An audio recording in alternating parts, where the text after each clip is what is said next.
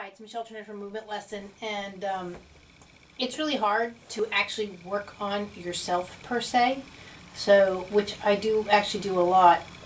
So I just thought I'd show you what I was doing.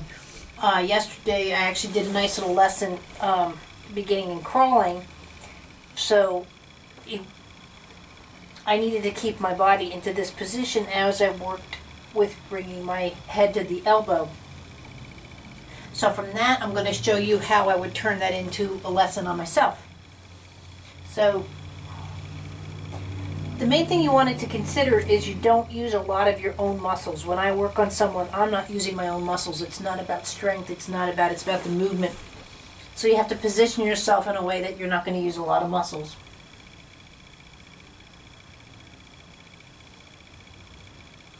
So now I actually can go through it as if I was doing the lesson,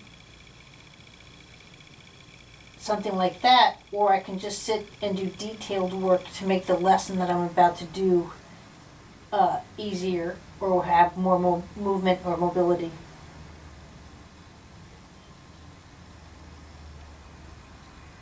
If I were to do this, say, sitting up, I'd be using a lot more arm muscles than needed.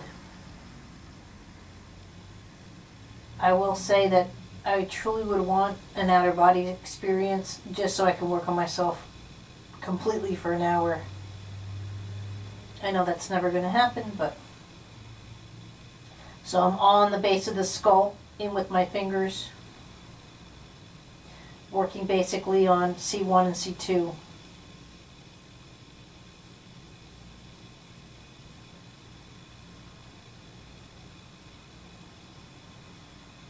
The mobility of these two vertebrae is really something, and we don't have the opportunity a lot to work on it. We just think turning our head left to right is all you're going to get from that.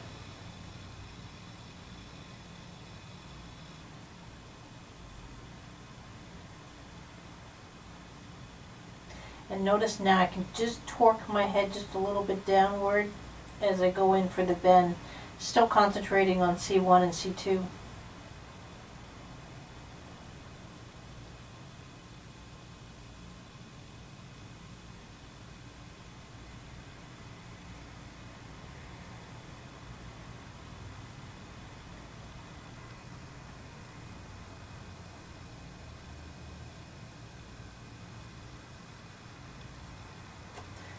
Now I can add my other hand here. Again, I'm in such a stable position that I'm not using my muscles.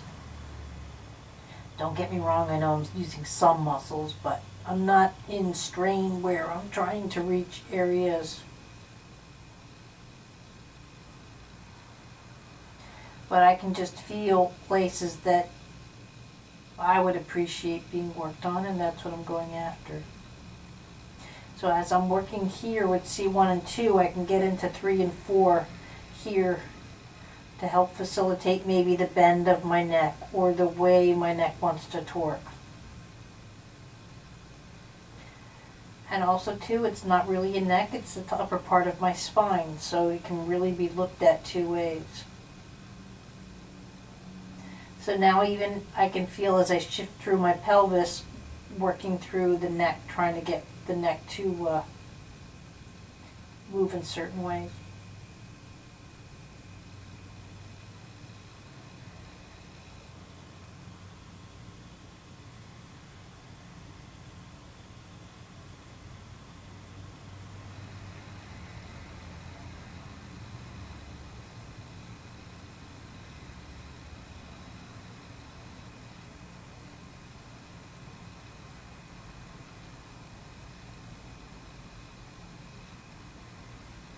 This is where it'd be so neat to have a skeletal system so I could show you going up under the skull.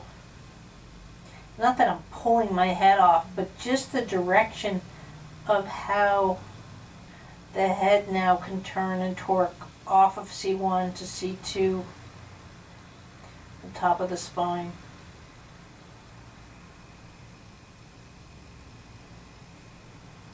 I mean, I can really visualize how I'm, in a sense, holding and working with a human skull, even though it's, quote, my own head.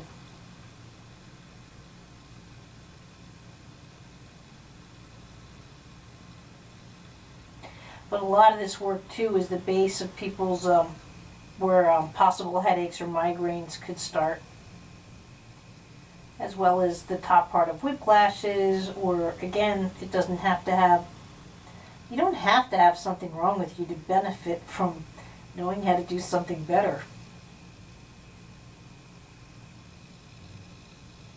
That's all a movement lesson is. You're just learning how to do something better.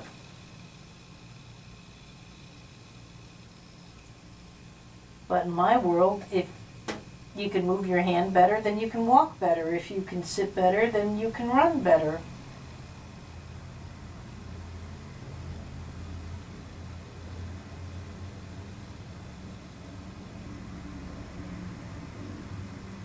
So now I'm able to start twisting my neck.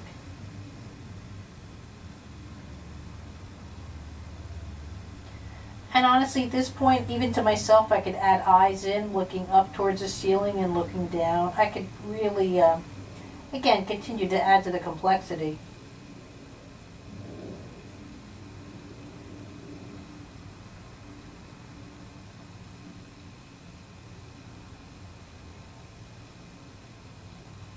And here I can come around and work underneath. And notice too, I still keep my hands in positions. I'm not doing this, it's a different movement.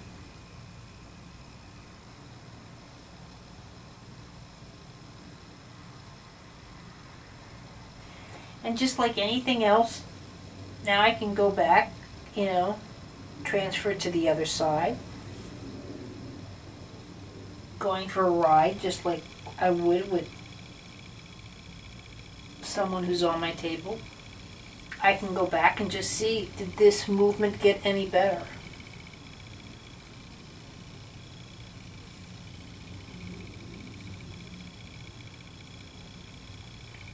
If you don't think I do this work and think about it all the time, you don't know me. But that's giving yourself a movement lesson.